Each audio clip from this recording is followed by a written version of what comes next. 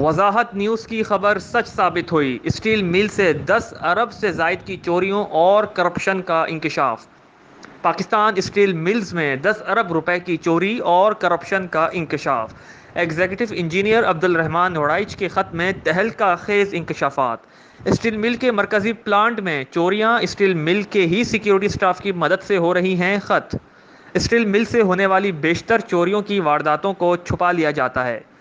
चोरी की वारदातों का mastermind personal executive officer administration and principal Tariq Khan है। साबिका general manager security Babar Masih और बर्जिस काजमी चोरों के सहूलतकार हैं। मरकजी प्लांट का सिक्योरिटी मैनेजर मोहम्मद अली और सिक्योरिटी ऑफिसर मलिक अमीर भी चोरों के सहूलतकार हैं। वाज़ेह रहे कि मोरखा 10 फरवरी को पाकिस्तान स्टील मिल से चोरी व करप्शन की खबर सबूतों के साथ वजाहत न्यूज़ ने ब्रेक की थी।